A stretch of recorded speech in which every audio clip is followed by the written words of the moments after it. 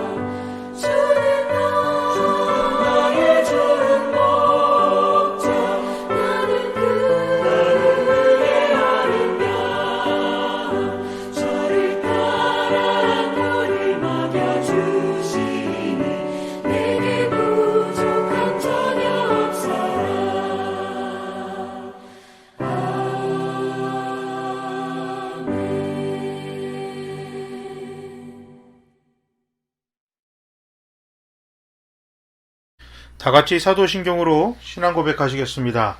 나는 전능하신 아버지 하나님 천지의 창조주를 믿습니다. 나는 그의 유일하신 아들 우리 주 예수 그리스도를 믿습니다. 그는 성령으로 잉태되어 동정녀 마리아에게서 나시고 본디오 빌라도에게 고난을 받아 십자가에 못 박혀 죽으시고 장사된 지 사흘 만에 죽은 자 가운데서 다시 살아나셨으며 하늘에 오르시어 전능하신 아버지 하나님 우편에 앉아 계시다가 거기로부터 살아있는 자와 죽은 자를 심판하러 오십니다. 나는 성령을 믿으며 거룩한 공교회와 성도의 교제와 죄를 용서받는 것과 몸의 부활과 영생을 믿습니다. 아멘. 교회 소식 전하겠습니다. 금주도 대면 예배로 드립니다. 10시 청소년, 11시 어린이 장년 예배로 드리고요. 비대면 온라인 예배는 11시 교회 유튜브로 함께 드릴 수 있습니다. 매주 교회 소독을 합니다. 그런데 이제 교회 소독뿐만 아니라 여러분 교회 이제 예배를 오실 때는 대면 예배를 드리실 때는 손 소독 그리고 체온 측정 그다음에 출입 명부 작성 꼭 해주셔야 되고 자리를 앉으실 때는 거리를 띄어서 앉으시면 감사하겠습니다. 당연히 신체 접촉이나 음식물 섭취는 교회에서는 금지입니다. 자, 온라인 헌금 안내 드립니다. 국민은행, 신한은행 계좌로 온라인 헌금해 주시면 되겠습니다. 하루빨리 정상화가 되도록 우리 기도 바랍니다. 계속해서 코로나 수가 늘고 있지만 하루빨리 이 일이 종식되어서 코로나19로 힘든 시간이 빨리 지나갈 수 있도록 우리 함께 기도하고 힘냅시다. 교회 소식 여기까지 전하겠습니다. 성경 말씀 보겠습니다. 오늘 말씀은 에베소서 6장 1절부터 4절까지 말씀입니다. 자녀되니 여러분, 주 안에서 여러분의 부모에게 순종하십시오. 이것이 옳은 일입니다. 뇌 부모를 공경하라고 하신 계명은 약속이 딸려 있는 첫째 계명입니다. 뇌가 잘되고 땅에서 오래 살 것이다 하신 약속입니다. 또 아버지 되니 여러분, 여러분의 자녀를 노엽게 하지 말고 주님의 훈련과 훈계로 기르십시오. 아멘. 한국교회 지난 20년을 보면 부모가 자녀의 신앙을 책임지지 않았다고는 말할 수 없지만 상당 부분 못했던 부분이 더 많습니다. 그 중심에 사실 교회가 있었습니다. 교회가 자녀들의 신앙을 전부 책임지려고 했고 부모들은 다 교회에 맡기려고 했습니다. 자, 분명히 부모가 해야만 하는 일이 있었음에도 그 방법을 알지 못했고 또 교회도 부모에게 자녀와의 믿음을 공유하거나 소통하는 것을 강조하기보다 그냥 교회로 데려오기만을 강조했습니다. 그 결과 지금 우리가 수년 전부터 보고 있는 안타까운 사태가 일어나고 있습니다. 부모 세대와 자녀 세대의 신앙 공유와 소통이 점점 약해지고 있는 것입니다. 자, 분명 신앙은 믿음을 유산으로 세대와 세대 간에 걸쳐 흘러가는 것으로 성경에 나옵니다. 자, 이것을 교회만 또는 가정만 책임을 지고 노력해서는 절대 안 됩니다. 자, 올바른 이 가정의 모습은 부모가 자녀의 구원과 바른 신앙, 그리고 바른 삶을 살 수 있도록 기도하고 노력하는 것을 교회가 돕는 것입니다. 그러니까 교회의 역할은 부모가 자녀들을 신앙으로 또 삶의 모본으로 잘 양육하고 키울 수 있는 것을 도와주는 것, 이것이 교회의 역할입니다.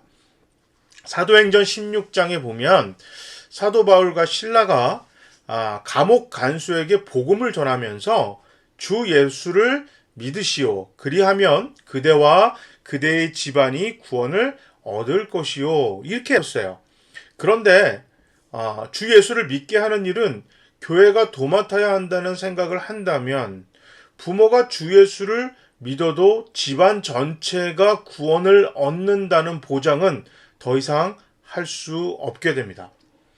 부모가 학원비도 내주고 밥도 주고 집에서 자게도 하고 삶의 대부분을 책임지기에 공부해라, 늦게 다니지 마라, 옷 잘 입어라 이런 소리는 자녀들이 이제 어느 정도 따라요. 그런데요, 예수 믿는 것만큼 또 바르게 사는 것만큼 이건 잘 안 됩니다. 이게 정말 잘 안 돼요. 그래서 오늘 본문 말씀이 정말 중요해요. 오늘 본문은 이 땅에서 부모가 또 자녀가 성공하는 법, 뭐 돈을 잘 버는 거, 공부를 잘하는 거 이거에 대해서 나온 이야기가 아니고 바른 관계, 또 바르게 자라가는 또 하나님과의 관계 속에서 어떻게 살아갈 수 있을까 이것에 대해서 잘 이야기 나와 있습니다. 자, 올바른 관계는 하나님과의 관계, 즉 하나님과의 교회와의 관계에서 계속 연장이 되고 시작이 됩니다. 바울은 하나님과의 관계와 사람과의 관계가 밀접하게 연결되어 있다고 믿었어요. 그래서 바울은 부모와 자녀와의 관계는 하나님과 교회와 또 하나님과 부모나 자식과 이 각 사람과의 관계의 연장으로 보았습니다. 자, 1절에 바울은 자녀들이 부모에게 순종하는 것이 옳다고 말합니다. 여기서 옳다는 말은 의롭다는 말인데요. 성경에서 말하는 의롭다는 것은 의무를 다하는 것입니다. 즉 자녀가 부모에게 순종하는 것이 자녀로서의 의무라는 것입니다. 선택사항이 아니에요. 의무입니다. 자, 그리고 2절에 공경하라 이렇게 나오는데요. 공경하라는 이 말은 자신보다 상급자의 위치를 인정하라는 뜻입니다. 자녀들은 부모를 자신의 상급자로 인정하는 것. 이것이 바로 부모 공경입니다. 그런데요, 이 부모 공경은 약속이 딸려 있어요. 바로 3절에서 말하는 자신이 잘 되고 오래 사는 건데요. 이 말씀은 모세의 십계명 말씀입니다. 당시 이스라엘은 이집트에서 나와서 약속의 땅으로 출발하던 시점이었습니다. 자, 이집트에서 새로운 나라로 오랫동안 살던 땅에서 한 번도 가보지 못한 곳으로 지금까지 믿었던 이집트의 신들을 버리고 야훼 하나님을 믿어야 하는 시기였습니다. 자, 이럴 때 자녀들이 부모에게 순종하지 않고 이집트로 돌아가자고 하고 하나님보다 이집트의 신들을 섬기자고 한다면 앞으로 가야만 하는 약속의 땅으로의 그 여정이 아주 고될 것은 불보듯 뻔했습니다. 그래서 하나님은 자녀들이 부모들의 선택에 순종하고 부모들의 가는 길에 함께 동참하며 부모를 부모로서 인정한다면 그들 자신이 이 땅에서 하나님께 축복받을 것을 하나님께서 약속하셨습니다. 자, 이거는 구원을 받는다, 영적인 축복이다, 이게 아니고 실제로 이 땅에서의 축복입니다. 이거는 조금 우리가 잘 한번 짚어봐야 되는데, 이상하게도요, 예전부터 무조건 막 손바닥을 비비고 예스 하고 네 알겠습니다 하는 그런 아첨쟁이가 아니라 상대방을 잘 배려하고 인정하고 섬기는 사람들, 그 사람들은요 대부분 고난 받지 않는 삶을 사는 것을 볼 수도 있어요. 다 그런 건 아니지만 이거는 예수를 믿고 안 믿고를 떠나서 부모를 부모로서 인정하는 사람은 이 땅에서 축복하겠다고 하신 약속이거든요. 그러니까 이거는 자신을 위해 선 거예요. 쉽게 말해서 앞으로 살면서 축복받고 싶은 만큼, 그러니까 이 땅에서 축복받고 싶은 만큼 부모를 부모로 인정하라는 말씀입니다. 대부분 부모를 부모로 인정하지 않나요? 다 그렇게 하는 것 같은데 라고 하지만 자녀된 입장에서 실제로 그런가요? 그렇지 않을 때가 많아요. 그래서 부모를 부모로 인정하는 것, 이거 굉장히 중요합니다. 그래서 부모가 나의 상급자다. 이건 부모뿐만 아니라 무조건 잘못된 것도 그냥 다 무조건 믿고 따라라 이런 얘기가 아니고, 그 세대가, 우리 윗세대가 살아오고 윗세대가 한 거에 대한 기본적인 인정하는 마음, 그리고 함께 이제 살아가는 또 세대와 세대 간에 함께 어우러져 살아가야 한다, 이런 자세를 가지라는 거예요. 아이고 늙었어, 우리랑 달라, 우리 세대랑 틀려, 몰라 다 틀렸어, 이렇게 하면 모르겠어요. 하나님이 주시는 축복은 받기 어렵습니다. 오늘 그 모세의 약속 성 말씀입니다. 그리고 바울은 4절에 부모의 역할에 대해서 조언을 해요. 자녀들에 대해서는 3절을 얘기하고 부모들에 대해서 4절을 한 절만 이야기를 하니까 역시 자녀들이 할 게 많구나 이렇게 생각할 수도 있는데요. 절대 그렇지 않습니다. 자, 1, 2, 3절은 4절에 얹혀 있어요. 그러니까 이게 뭐냐면 4절이 돼야 1, 2, 3절이 된다 이 말이에요. 자, 4절을 한번 볼까요? 화나게 하지 말고 신앙으로 예수님처럼 자녀들을 양육하라입니다. 자, 옛말에 개구리 올챙이적 생각 못한다는 말이 있어요. 부모가 되면 자신이 부모에게 화나고 서운했던 기억은 잘 못하죠. 그리고 대부분 세상에 둘도 없는 효자 효녀였다는 것만을 기억합니다. 물론 진짜 그럴 수도 있어요. 정말 그랬을 수도 있는데 대부분의 경우 다른 사람들에게는 인색하고요, 자신에게는 굉장히 후합니다. 그래서 실제는 안 그랬을 수도 있는데 자신에게 점수를 후하게 줬을 수도 있고 실제로 그랬을 수도 있어요. 여러분, 만약 효자 효녀셨다면 부모님이 훌륭하셨을 겁니다. 그것도 아니면 정말 여러분 스스로가 훌륭한 자녀였을 거예요. 그러나 아무리 훌륭한 부모를 둔 경험이나 때로는 자신이 훌륭한 자녀였다는 것이 결코 내가 바른 부모로서 부모의 역할을 다한다는 보장은 아닙니다. 그런데 의외로 이러한 경험이나 자랑이 자신은 꽤 괜찮은 부모라는 보증서로 사용하기도 해요. 그런데 이것은 자신의 복이에요. 내 복이지 내가 과거에 그런 큰 복을 받은 거예요. 내가 그냥 효자 효녀 같은 훌륭한 자녀 그러는 복을 받았던 거고 아니면 내가 효자로 효녀로 살 수밖에 없을 만큼의 인정하고 존경할 만한 부모를 둔 그 복이 내 복인 거예요. 결코 내 자신이 하나님 앞에서 또 자녀 앞에서 부모로서 의무를 잘하는 것은 아니다. 이거 꼭 기억해야 돼요. 이것만 기억해도 꽤 괜찮은 부모가 되지 싶어요. 그러니까 과거의 나의 그 삶이 또 과거에 내가 그렇게 했다는 것이 결코 부모로서 훌륭한 부모가 된다. 꼭 그렇게 될 것이다 라는 보증이 된다. 이렇게 생각하면 안 된다는 거예요. 그렇지 않을 수도 있다. 이렇게 꼭 생각해야 돼요. 자, 바울은 주님의 교훈과 훈계로 양육하라고 합니다. 주님은 올바름과 잘못을 선명하게 구분하셨는데요. 동시에 항상 올바른 길을 알려주셨고 그 길을 가도록 위로하고 격려하셨어요. 그리고 제일 중요한 것은 당신 스스로 어떻게 그 길을 가야 하는지 몸소 실천하셨습니다. 그래서 잘못된 행동을 한 사람들이 예수님을 참 좋아했어요. 바른 길을 알려주시고 바르게 사는 방법을 몸소 보여주셨어요. 그리고 책망만 한 것이 아니라 위로하고 격려하고 함께 걸어가셨습니다. 그래서 오죽하면 예수님의 별명이 죄인들의 친구였겠습니까? 여기서 표현한 친구는 후원자라는 말이에요. 함께 나쁜 짓을 했다라는 게 아니라 후원자. 그러니까 이렇게 생각하시면 돼요. 그러니까 예수는 왜 저렇게 잘못을 저지르는 사람들을 격려하고 지지하고 후원하냐 이런 뜻이에요. 죄인들의 후원자, 즉 죄인들이 바르게 살도록 도와주시는 분이었어요. 예수님은 자신의 호불호가 아닌 하나님의 마음으로 사람들을 대하셨습니다. 기준이 하나님의 마음이었어요. 하나님은 모든 사람이 구원을 받고 바르게 살기를 원하십니다. 그래서 주님은 잘못을 지적하는 것으로 끝내지 않고 바르게 사는 방법을 가르쳐 주시고 몸소 보여주셨어요. 살리기 위해 바른 길로 가기 위해 교훈하고 훈계하셨습니다. 신앙으로 삶으로 자녀들이 바르게 성장하기 위해 예수님처럼 몸소 교본이 되라는 것이 오늘 바울이 부모들에게 전하는 자녀와의 관계 속에서 부모의 역할, 의무입니다.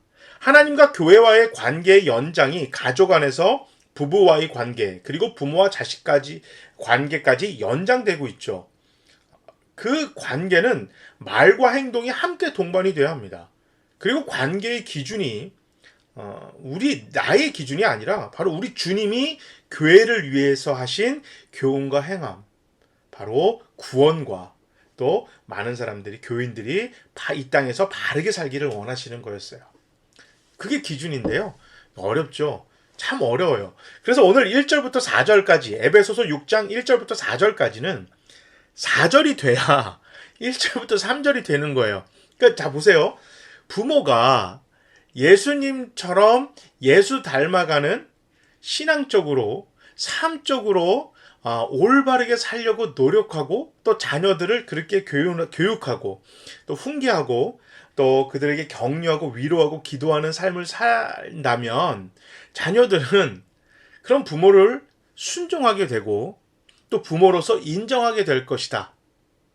바로 이거거든요. 그러니까 부모다운 부모가 되면 자녀다운 자녀답게 살 것이다. 이건 부모에게 주는 말이고 자녀들에게는 너희가 부모를 인정하라.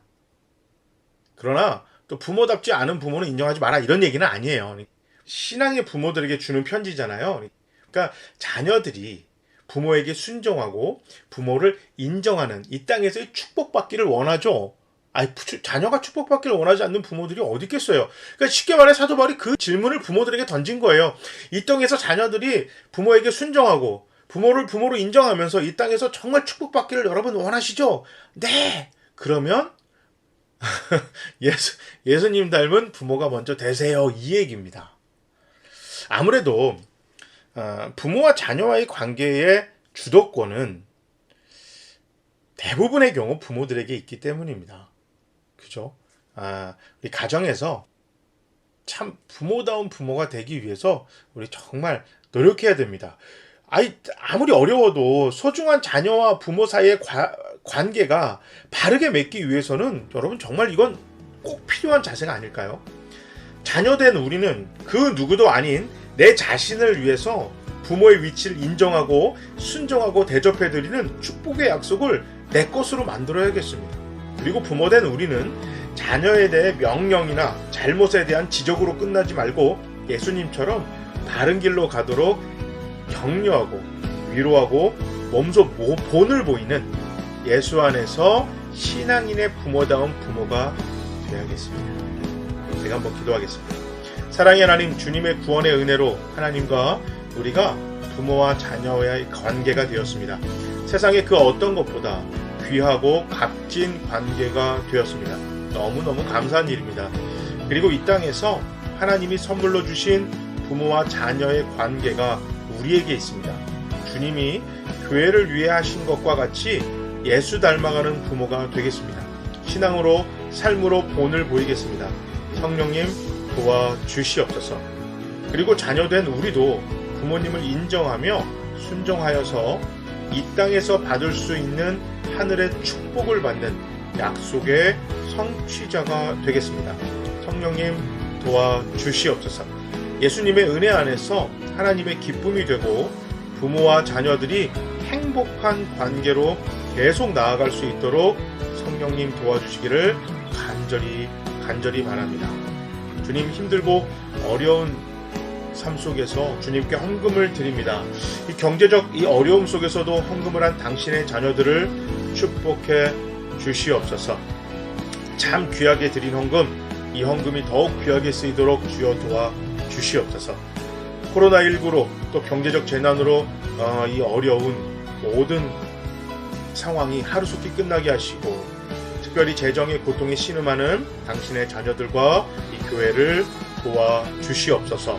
물질의 축복을 허락해 주시기를 간절히 바랍니다. 여호와는 우리에게 복을 주시고 우리를 지키시기를 원하며 여호와는 그의 얼굴을 우리에게 비추사 은혜 베푸시기를 원하며 여호와는 그 얼굴을 우리에게로 향하여 드사 평강 주시기를 간절히 원합니다. 아멘.